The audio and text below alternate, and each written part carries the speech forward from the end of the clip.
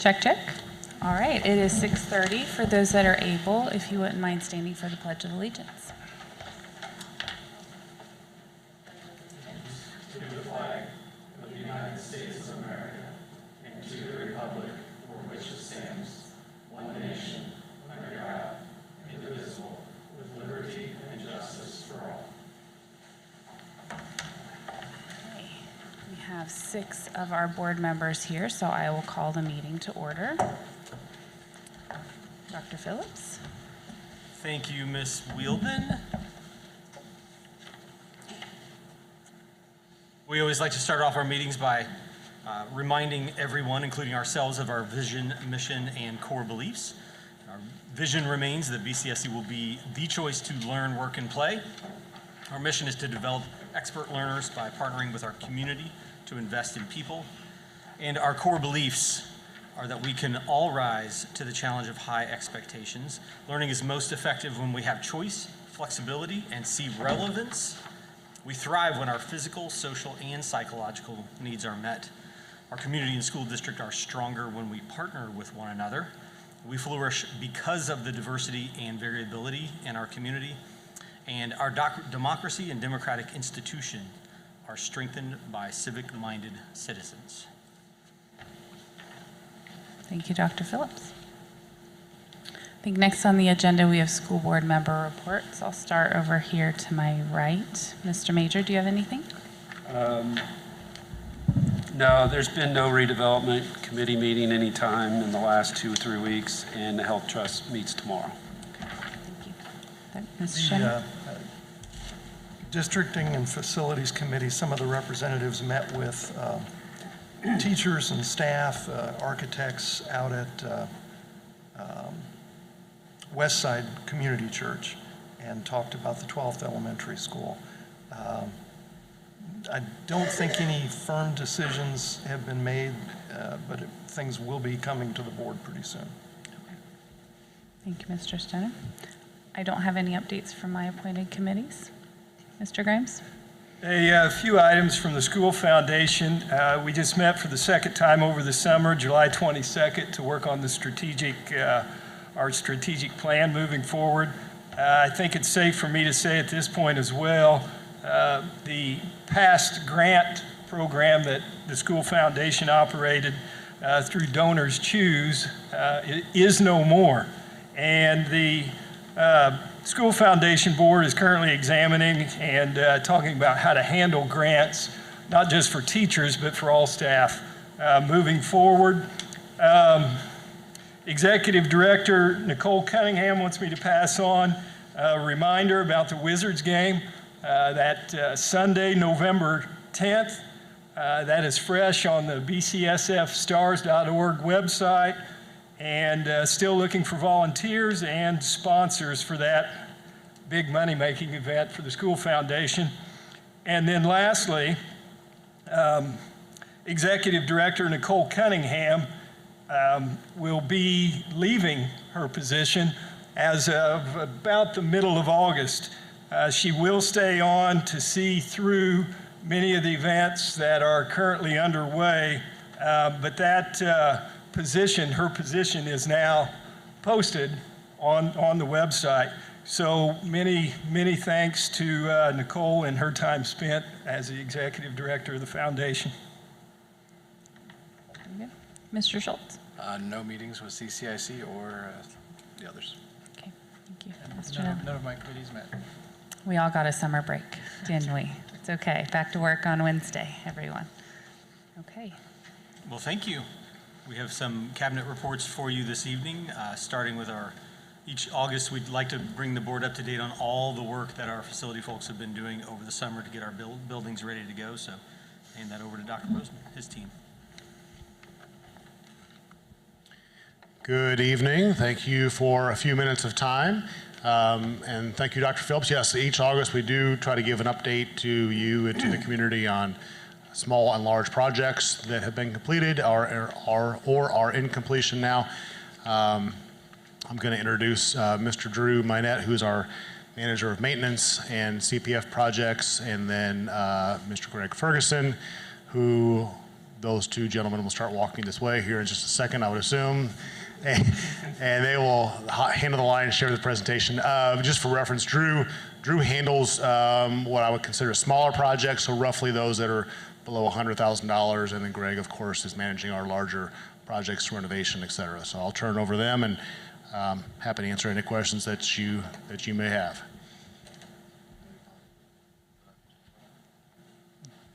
Thank you.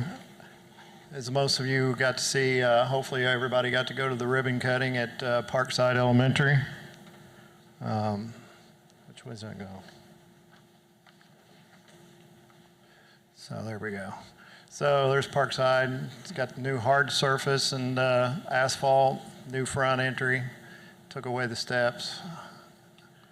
We got a new bike path for the parking on the front side of the school, and then we have another one in the back side by Freedom Field as well. We made a new drop-off pickup for the connection for the parent pickup line. And there's just some flexible furniture, carpet, new ceiling tile, lights in the hallways and LVL. There's the coat room with the single-use restrooms that are in between both classrooms. Our next project that we just started is the Johnson Early Education Center. It's a 4-room renovation and a playground area. If you can see the dash lines, that is what is taking place in the Phase 1 renovations at Johnson.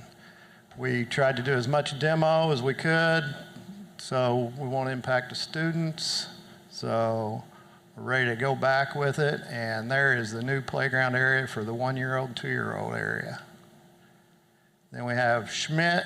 We're into the blue, which is Phase 1, which is a new office area, classrooms. That'll be on 27th Street side, which is the 57 Harry Weiss part of the building. And we hope to move into that dark blue area over fall break. And there is the new old main entrance. So kind of exciting to get it back to where it was in 1957. So there's some of the original brick that you'll go right into the office area. There's a typical Schmidt classroom right now as it sits. And then CSA Lincoln roof, we got to be able to put a new roof on Lincoln this summer. That project turned out really great. We were kind of got a little late start, but we got it all taken care of and cleared out on a Friday, and they had a little bit of a summer school on the Monday, so that worked out great.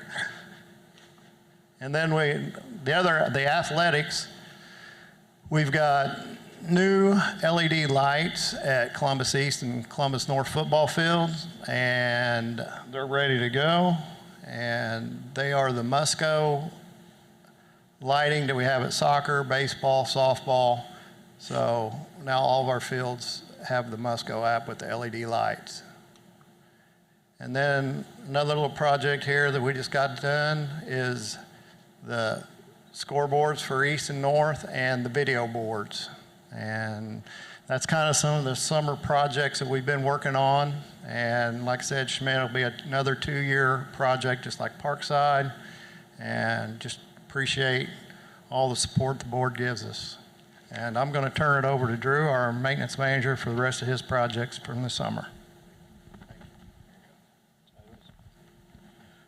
Good evening. I just want to say that I celebrated my 2nd year here at the beginning of July. So got my feet wet and we're ready to go again. So I do a lot of the CPF projects for BCSC. Those are the projects that are kind of behind closed doors, a lot of carpet, flooring, paint, a lot of cosmetic stuff that gets done to the buildings. And our team, Dr. Bozeman and Greg and Martin Roberts and Josh and Nick and all these guys, John Green, our security guy, we have a really good team, and we do a really good job of making sure that we don't overlap with our 2030 vision stuff and make sure that I'm not going to put floor down that's going to be tore out in 2 years or something. So, these guys do an amazing job. It's a great team to be a part of, and I love everything about it. But so again, like our CPF stuff, we did some fountain work this year at the admin here. We took out the liner, put some new gravel in, and got that thing back up to speed where it's kind of been lacking in presentation in the past.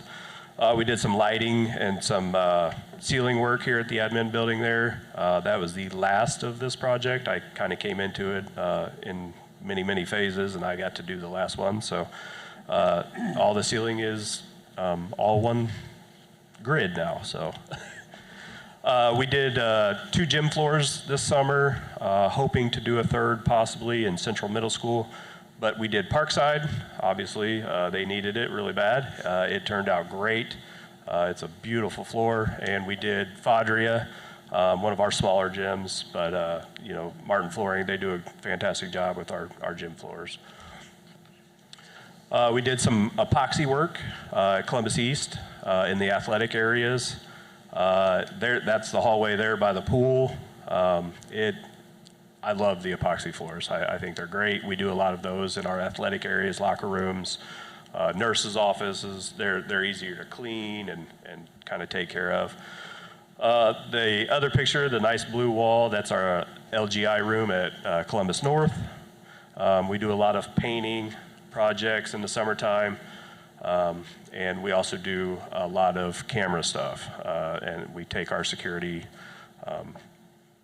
we don't take it lightly. We want our security and our CPF budget to be up to date. So that's the parking lot there at CSA New Tech. It was crumbling from the bus traffic. That parking lot was originally a machine shop or some sort of automotive thing. And it didn't like the traffic of the buses every day in the same path. So we were able to kind of build that up and give that some good structure underneath. We did the loading dock there, the concrete work. The handrails were about to fall out of there, so they did a great job in patching that and making that look nice again. We did some carpet at the T&M building, some offices in our conference room where our organizational team meets. The door, I kind of joke, I do doors, floors, and mowers. That's the CPF stuff. And that's the ISC building, the MDF room. A lot of server stuff behind there. It was a wood frame, wood door, not very secure. Now we have a nice steel door that's probably going to have a S2 system on it of some sort to secure it a little better. We did whiteboards all across McDowell. Believe it or not, McDowell, all the pods still had the original chalkboards. And we were able to apply new whiteboards to all of those and kind of get them back up to date there. That's a new camera that John Green sent me. That's kind of going up in most of our buildings. And the parking lot there is the east band lot. We were able to do the south student lot, the north end of the bus lot, and the band lot. And that's without the football grid, which is now on there for the band people to rehearse their stuff. So did a lot of seal coating. We did, I believe, Smith Playground, some of the worst ones. But so our CPF typically, we go to the principals, we meet with them, they give us their wants, their needs, their wish list. We come back between Dr. Bozeman and Greg and John and all of us, and we kind of prioritize that list. And then as Dr. Phillips knows, he was the one that used to find the money for that stuff. So, and then we just kind of figure out how many of those we can complete and how many we can do. So with that said, this is kind of a list of, not everything is on there, but this is gives you a good idea of kind of what we do, CPF projects. A lot of our other security is like exterior lighting, lighting in the parking lots, make that better, more visible, because a lot of stuff goes on after hours. And there's the rest of our CPF list. And I'll give it back to Dr. Bozeman to field any questions.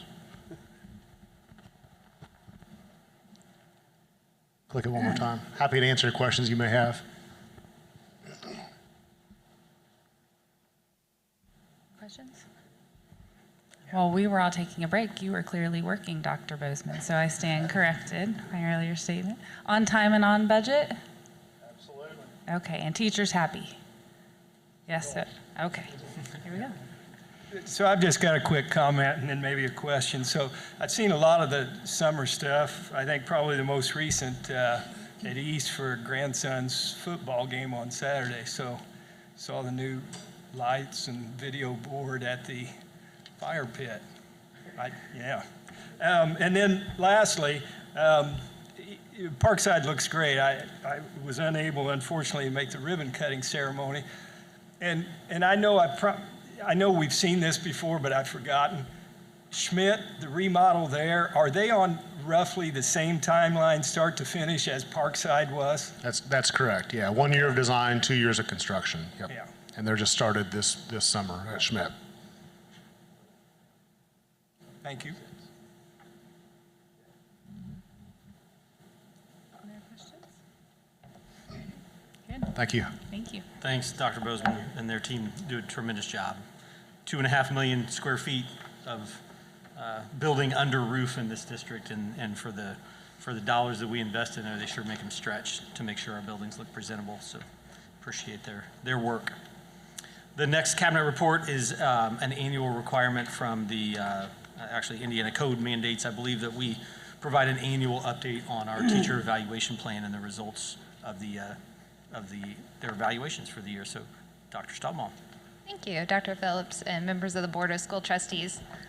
I have the privilege of sharing the teacher performance report with you this evening. So I first want to start by contextualizing the teacher evaluation system. We are to provide an annual evaluation to all certified teachers, and that plan must include these designation categories of highly effective, which would categorize as a 4, effective as a 3, improvement necessary 2, and ineffective 1. Our teacher evaluation system consists of 4 domains on the screen. So we have the domain of Universal Design for Learning, or UDL, Positive Behavior Instructional Supports, or PBIS, Academic Citizenship, and Student Success. At BCSC, our domains are weighted, and those weights are in accordance with Indiana Code. And then we've also included the operational definition for each domain. Our averages, when we look back, we have averages in UDL, PBIS, academic citizenship, and student success that are averaging at that highly effective categorization. What was presented in the previous years are the coupling of the 2 domains that you see on the screen that do not have full reports. So those 2 domains were coupled into that student success domain. Those domains of academic success and learning outcomes. This is the same information from the bar graph in the table. Additional information on this side includes the number of elements for each domain. So as an example, UDL has 5 elements within that domain that an evaluator would score, and that score would aggregate to an average for that domain. Again, the coupling of the academic success and the learning outcomes became our student success domain in 2022-2023.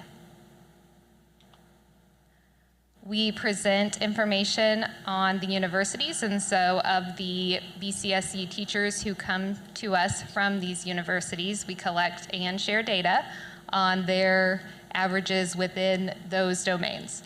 Our top 3 universities remain University of Southern Indiana, Indiana Wesleyan University, and Indiana University Southeast.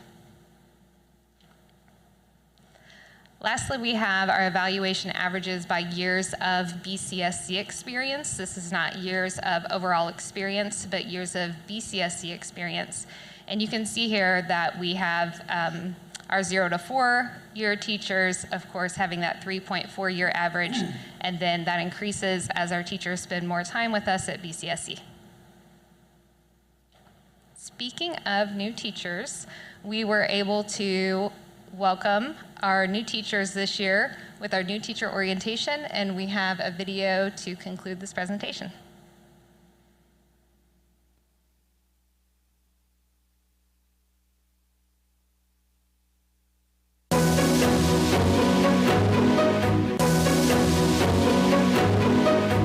On Monday, July 29th, 2024, Columbus East High School was full of excitement as BCSC welcomed nearly 60 new teachers to our district. What's remarkable?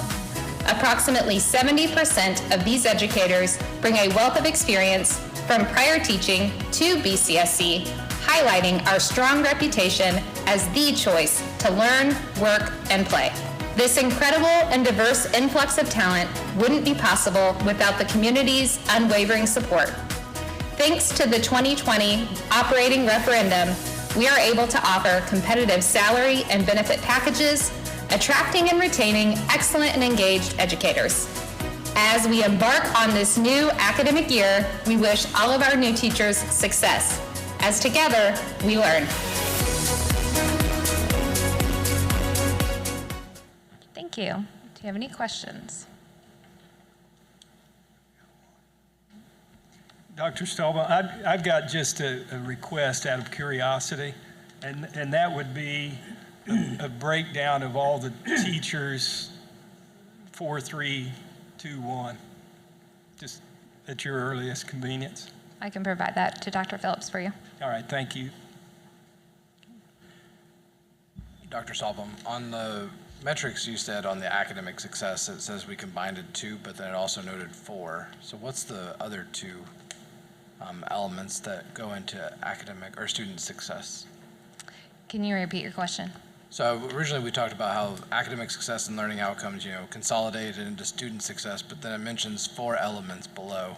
So what's the other 2 elements to student success that are not from the prior consolidation? Okay, so academic success and learning outcomes, when the state of Indiana decoupled some measurements from the teacher evaluation system, then the teacher performance team committee looked at the elements underneath academic success and learning outcomes and determined to keep 4 of those elements, or they may have revised some of those elements and then created that separate domain of student success. So on our website, we have our teacher performance evaluation system, and the rubric is on the website. Okay. You would be able to see what those elements actually are underneath that student success category. Okay.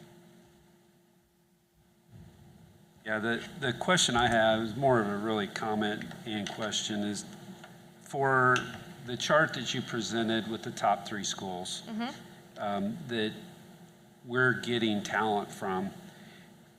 Do we have, I guess, a concerted effort to target those schools with recruiting, maybe taking like USI, for example, or Indiana Wesleyan, either one? You've got 8 and 15 teachers from those schools. Of those 17, do you think we should take maybe 3 to 5 of those teachers and actively recruit at those schools to try and pull more talent, since those schools are performing better than other schools? I think that's certainly a consideration to look at when we're recruiting. Okay. All the USI people in the room gloat awful when we put this up yeah. Any other questions? So I found this slide really interesting, but I do have a question about, so many of our teachers have gone to more than one college. So is this their undergraduate or their most recent college? This would be the university that they received their education degree from. So if they're a transition to teaching teacher, then it would be from that university. Okay, thank you. On the next slide with years of experience, it looks like for most of the columns, as you gain experience, the scores are going up. But I didn't see that in student success necessarily. Is that a tricky one or different from the others somehow? I think that is due to student success becoming a new domain. And so I would, Okay, my hypothesis is that that would be the case. thank you. 60 teachers at one time is quite remarkable for onboarding. Congratulations on getting all those spots filled. How many, do you know approximately how many jobs we still have open? We have a few. I can present that during the personnel report. We have one, I'll present it right now. We have one non-classroom position, one special education position, and then 1 virtual position open. Okay, that's pretty remarkable. I don't know if anybody watches unemployment rates in Indiana right now, but for people who are hiring, it's really tough. So the fact that we've been able to fill these jobs is pretty remarkable. Really well done. Thank you. Thank you, Dr. Stahlbaum. I just want to point out, I know I sent you all a note before too, but I believe somewhere in the neighborhood of 11 or 12 years ago, we had more than 120 teachers in our new teacher orientation, and that was following a retirement incentive combined with a whole lot of resignations that were just unexpected, kind of that happened across many schools in the state.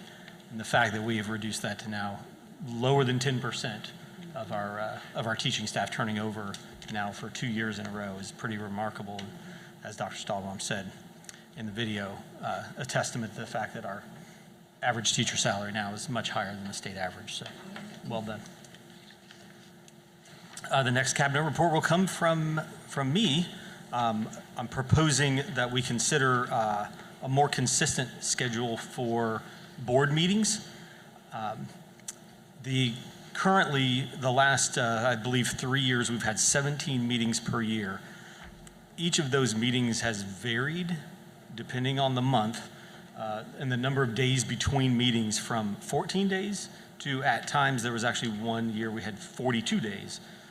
So 6 weeks between meetings. We're in the middle, in our second of 5 meetings that we'll have in 11 weeks during this stretch, but then we go, I believe, another 28 days between the last September meeting and the October meeting. And so the proposal that I have for you, some folks at the admin building here worked for a long time trying to find the consistent weeks that didn't interfere with holidays or fall breaks and spring breaks and all of those things. Originally trying to be every 28 days to see if that was possible. We had to do some adjustments to that, but the proposal is 14 meetings per year with most of the time there are 28 days between meetings, but there are a few times that there are only 21. We do need to have 3 meetings between basically September 1st and the end of October for the budget. And so that's one of those stretches that has a slightly more frequent meeting schedule. And then in this proposal, between the June and July meetings, there are always 35 days. So a 5-week break between those.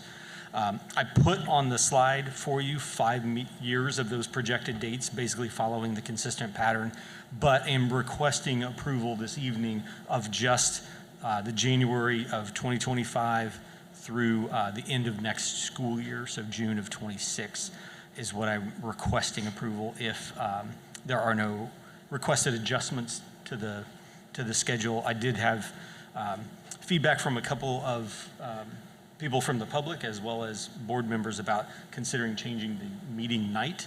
I decided, considering all of the other things that I've changed in the last few weeks, that I wasn't going to propose changing that evening for now, but as far as internally from an administrative perspective, the night of the meeting does not really have a huge impact on us as long as it's consistent. There was a suggestion from someone that we move the evening of the night so it didn't always interfere with certain things, the evening of the week. I didn't think that we all could keep that straight and don't have any desire to move the evening of the week that it's held to different nights. So these are those dates, corresponding dates for each of those 5 years if we followed that pattern. And the highlighted ones in yellow are the ones that I would request approval from this evening. The one question that Logan asked me actually a couple of times that is not addressed in here is in the January meeting. We usually have an organizational meeting at that first January meeting, and during that meeting, officers are elected. The following meeting, the board president signs the committees for that each board member serves on. And so this doesn't allow for that. You would have to wait until September or schedule a special meeting just for that purpose. The third option would be to have anyone who was considering serving as president to have their appointments ready for the first meeting in January. Those would be the 3 ways of possibly addressing that concern. But outside of that, I didn't hear from others with any really technical needs that this doesn't allow us to accomplish. I think the only other thing that we encountered tonight was open houses, and it looks like you're in the second week in August, so I think that, we've got a light audience tonight, so I think that would help people maintain attendance that want to. And Mr. Stenner, since Pat isn't here, you're the longest running member among us, so I'm going to ask, in the past we have done officer elections and committee appointments in the same meeting. Is that right? It sure seems like it would be possible. Yeah, I think it's been a practice that we've done on this, on BCSC board in previous years, although it's not maybe been in recent history, so. You're asking a question that tests my memory. And Okay, my memory's I'm not sorry, great. Mr. Stenner. I could go back and review the minutes. If you'd like. But no, it seems like, that would work. Dr. Phillips, you're talking about evening of the week for meetings. Monday is fairly standard across the state for school board meetings, or no? I think it's the most common, but not, I think with the exception of Friday, I've heard of districts that have them on any of the other nights. Yeah, I think the feedback I got was all the other entities, at least correct me if I'm wrong, I know Josh with city council or any other, I think they all also meet on Monday. So I know there was a couple conflicts where library board was meeting at the same time we were meeting, and people were trying to make both of those. City council was meeting at the same time we were meeting. So there's more of an arrangement between all the different entities that all happen to also choose Monday nights as their meeting nights. I think the other thing you're going to run into, like you mentioned Friday night, you're not going to have any audience if it's football game night, right? So during the fall, that's a problem. During the winter, Tuesday, Wednesday, Thursday, how many basketball games, EBL and all that. So I don't know how many people have, if 10,000 people have asked for a change of night, then it's one thing. If it's one person, then it's a little bit harder to fix that, especially knowing that there's so many other conflicts once you move a date. Yeah, I think the one thing that I think I'd like to see as we get into out years is just trying to target the same day of so if we're going to go second Monday of the month, and that way all the other entities can go third or fourth or whatever they desire, and then obviously inserting for the extra for the budget, that makes more sense to me. Which it looks like in reality we're kind of doing that, but it goes awry there during the spring, so I'm good. Any other questions? Okay, thank you.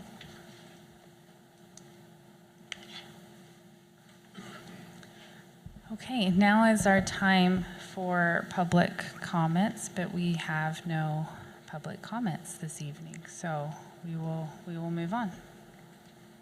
Just maybe I'll give a reminder for anyone watching from home. If you would ever like to speak publicly, there is always a blue sheet that I'm holding up at the door when you walk into the room, and you just sign up there and you'll get your 3 minutes, okay?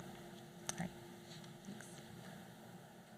Okay, we have old business, requesting approval of the minutes of the regular school board meeting from July 15th. I move that we approve the minutes of our regular board meeting held on July 15th. Second. Thank you, Mr. Grimes and Mr. Major. All those in favor of approving the minutes of our school board meeting from July 15th, please say aye. Aye. All those opposed say nay. Motion passes. Thank you. Under item 7, we have letters A through G under new business. Those include the normal, regular meeting approvals of the supplemental contracts, school fundraisers, and there are no field trips in the approval packet for this board meeting. Claims and payroll, we did not have a regular monthly approval, just the payrolls and the regular monthly claims, not the pre-runs for this one. Usually we have 3 items each meeting, but because there were only 2 meetings between these, you only see 2. And also requesting approval for the change of board meeting dates that we just presented. Permission to process a change order to the CSA Lincoln Roofing Project, which is a closing out of that project and a reduction of the final contract amount, as is usually the case at the conclusion of a project like that one. Permission to grant an easement for a utility at McDowell, a relatively small piece of property that they need to have access to. The gas company needs to have access to that space. And then letter G is the final item under new business, and that is appointing members of the Repair and Renovation School Building Corporation, which is still left from 2003. And so the 3 new members of that building corporation, once they are in place, would work with Mr. MacGyver and the Ice Miller folks to dissolve that building corporation so that we don't have 3 in place anymore. We would just have 1. So I request approval of items 7A through 7G, please. I move that we approve all new business items under number 7, letters A through G, as presented by Dr. Phillips. Second. Thank you, Mr. Schultz. Any questions or comments from the team before we go to vote? Nope. Okay. All those in favor of approving items 7A through G, please say aye. Aye. Aye. All those opposed, please say nay. Motion passes Thank you. 6-0. And Dr. Stahlbaum, Human Resources recommendations. Thank you. The Human Resources recommendation for this evening consists of 5 resignations, 13 appointments, 1 withdrawal, and 56 special contracts. I request that you please approve the personnel recommendations as presented in the board packet. I move that we approve the HR recommendations under number 8, as presented by Dr. Stahlbaum. Second. Thank you, Mr. Grimes and Mr. Major.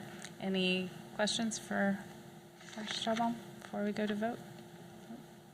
Okay. All those in favor of approving item 8A, Human Resources recommendations, please say aye. Aye. Aye. All those opposed say nay. Motion carries 6-0. There are no additional Human Resources recommendations for tonight.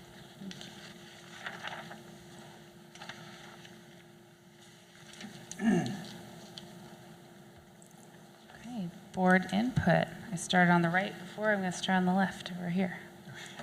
Mr. Nallen, do you have anything? Just that I want to acknowledge and express my appreciation for all the time teachers have spent getting ready for school, and I hope we have a great start to school. Yeah, I just want to echo the same. I just came from the Southside Open House, that's why I'm wearing green, and my kids were very excited to get back, and I saw the energy in the schools, and I think a lot of folks, a lot of new faces, and like Mr. Nallen said, I mean, all the teachers have already done so much efforts in making their classrooms so welcoming. Hopefully we're off to a great start, and go get ready for Wednesday. Well, I would just like to mention again and compliment whatever it is I should do. Be positive about the move to board docs. That has been I would say, a welcome change. Secondly, super congratulations to Northside Social Studies teacher Molly Fountain, last year's BCSC Teacher of the Year, who a while back was notified that she was selected as a top 25 finalist, and just recently was named a top 10 finalist for the Indiana State Teacher of the Year. So congratulations and good luck to Mrs. Fountain. Many thanks to everyone who had a hand in putting together the back to school guide for the 24-25 school year, chock full of good information. And then also, I would like to say the legacy pass that's mentioned in there, the extracurricular pass to stakeholders in the BCSC community, age 62 plus. Take advantage, yes, the legacy pass, that's great. And then lastly, best wishes for a successful beginning of the school year for kids and teachers back at it in the classroom on Wednesday. And at the risk of sounding sappy or corny or whatever it may be. Too bad, I'm going to read it anyway.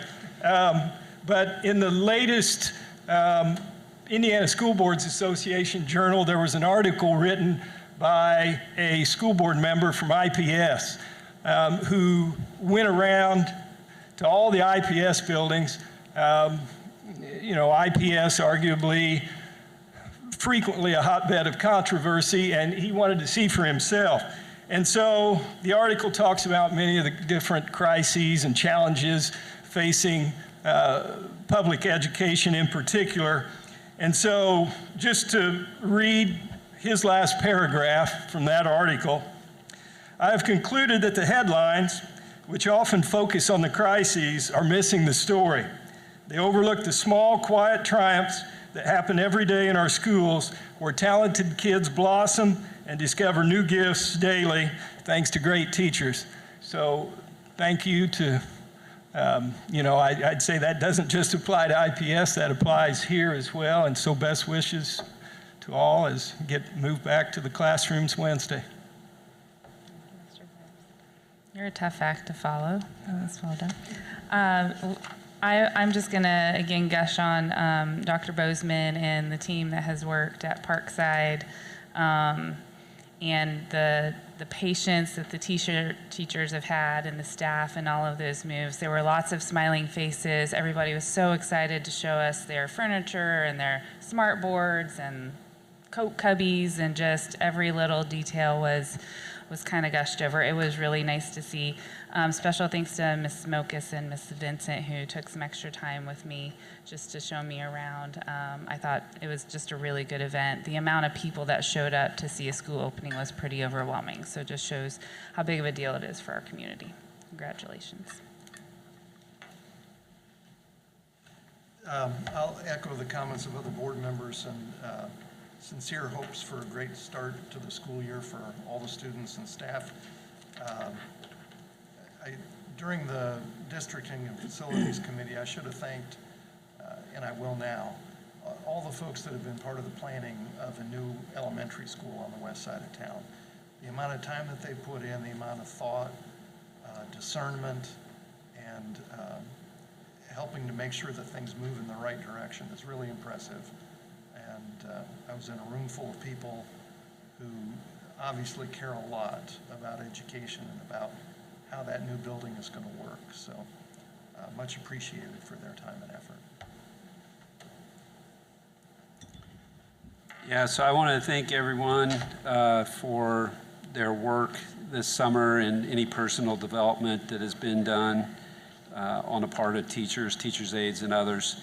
I also want to wish everyone a safe start to the school year and welcome any new students, parents, families, teachers, teacher aides, cafeteria workers, janitors, maintenance, secretarial, bus drivers, nurses, and administrators. Welcome to BCSC.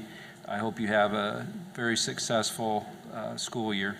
I also want to make note that I saw on Facebook earlier today that Mr. Chastain was this year's Teacher of the Year. And I don't know, I don't know if all of you have met him or not, but he is very beloved at East. I haven't met a kid that didn't like him. He was by far one of my daughter's probably two most favorite teachers. One of them was Mrs. Williams at Richards, and one of them is Mr. Chastain. And so, God bless the man for doing all the running he did over the summer. He made it to as many graduation parties as he was invited to. And so that just says, a lot about that individual to make the effort to do that. It's a lot of work, and I've talked to several people, teachers and coaches, that said, it's just too hard to go to everybody's, and he made an effort. And so I think that's reflected in him winning today. So thank him and his family for doing the work that they've done over time to deserve that award. Thank you, Mr. Major, for mentioning that. We will be honoring Mr. Chastain at the next board meeting. And his wife and mother-in-law are both also lifelong teachers. So it was a pleasure meeting them today, and Mr. Chastain was very surprised this morning. So that was always a fun day. I just want to add to that, echoing the work that was done around the back to school publication. Hopefully everyone received one of these in your mailbox. Mr. Burnett over there responded to a conversation that I had with him at a very short notice to say, it'd really be great if we could do something like this, and then really worked hard to make sure that that happened. And I also want to note thanks to the Republic, who helped us not only create the document, but also really distribute it, taking advantage of their distribution abilities. So we appreciate our partnership with the Republic. Also want to echo the welcome back to everyone. It was so much fun to see how much activity was happening around the buildings as our staff came back today, and then tomorrow with the Professional Development Day. I do want to let folks know that normally during the course of the year when we have a Professional Development Day, we do close the offices. That won't be the case tomorrow. With it being the day before school starts, the offices will still be open for families that have questions and need any assistance. And then I appreciate, Jason, you mentioning all the folks who get us ready from an operational standpoint. I just don't know many organizations that do what public schools do at the scale that they do it. So we're going to go, I won't say we're going from 0 to 100, but maybe like 20. We're going from 20 miles an hour to 100 miles an hour like that. So we will not serve any meals tomorrow. We will not drive any buses tomorrow. But on Wednesday, we will have 120 bus drivers going 8,000 miles. We'll serve probably 7,000 or 8,000 meals to students. And for the most part, it will go off without a hitch. More importantly than that, our teachers will greet 11,400 kids with smiles on their faces. I mean, the teachers will have smiles on their faces. I don't know if I know the parents will have smiles on their faces when they send their kids to school on Wednesday. But just echoing what everyone said here about thanks to all our staff for everything they do to get us ready for really an amazing logistical feat that happens on Wednesday when the number of cars on the street go up by a factor of at least 2, I think, during school days compared to non-school days. So thanks for letting me rant on there, Ms. Woodley. You're welcome. No problem. Okay, next meeting is on August 19th. It's a public work session. It will be in this building, but upstairs in the boardroom at 5:15 p.m. And then our regular board meeting will be here at 6:30 p.m. on the same day. Thank you, everyone. Meeting adjourned.